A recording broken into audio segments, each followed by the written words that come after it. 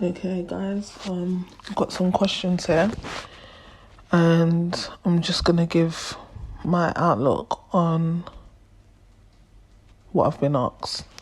So the first one is, what's my perspective on dating? Second is, what is it like dating as a mother? And the third one is, what is it like dating as a Christian? Now, I feel like they're all kind of linked together. I would say I stopped dating a few years ago.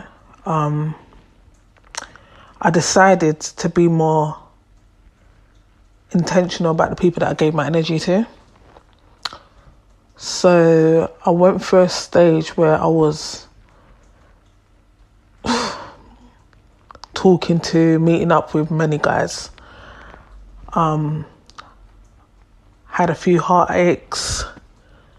And then I think at the age of 25, I decided, you know what? I'm tired of guys just not being who they claim to be.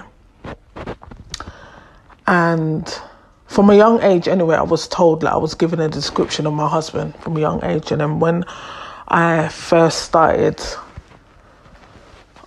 seeking God more and trying to take God more seriously, I started seeking God more on the person that he had for me. And throughout the years, God just started talking to me about many things. He gave me certain things to just look out for. So when it came to meeting guys or dating anyone, if they weren't matching up to what the description that God had given me, I didn't entertain it.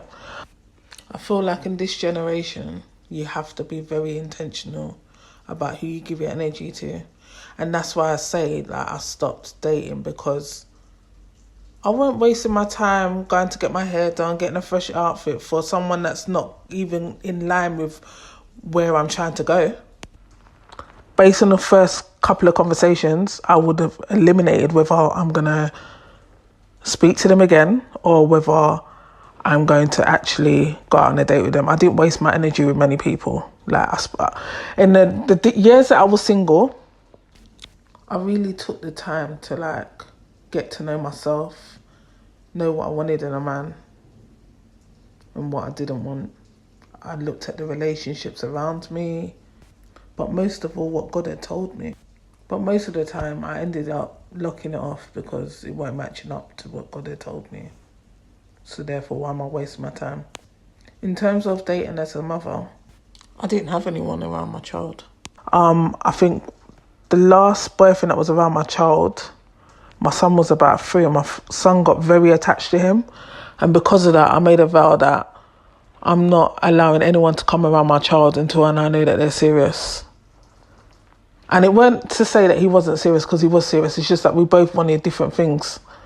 But the way how he went about it, I just didn't like the way how he went about it. And I feel like me and him should have spoken about the things that we wanted before we got into a relationship and before he got involved with my son. But it was a lesson learned. And to add, what I will say is that, okay, so I was seeking God on the man that he had for me from the age of 26, yeah? No, 25, sorry. And the reason why I done that is because I thought to myself, you know what, God, I'm tired of meeting these men that don't mean me no good. Surely the man that you have for me is far better than anything that I could imagine to have for myself. And I was seeking God on that man for a good 6 years. And then I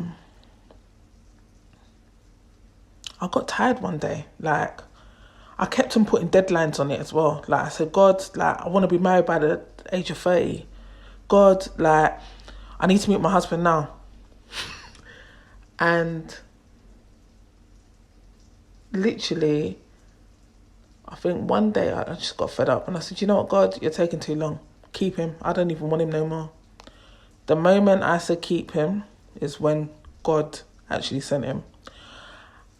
Not just that, the moment that I was content and at peace with myself, like, God, you know what? Whether you give it to me or you don't give it to me, I'm still going to serve you. I'm still going to do what I need to do.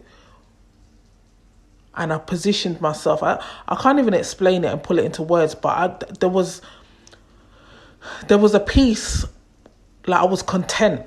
Like I feel like you have to position yourself to say, like, God, if you give it to me, I'm grateful. But God, even if you don't give it to me, I'm still okay.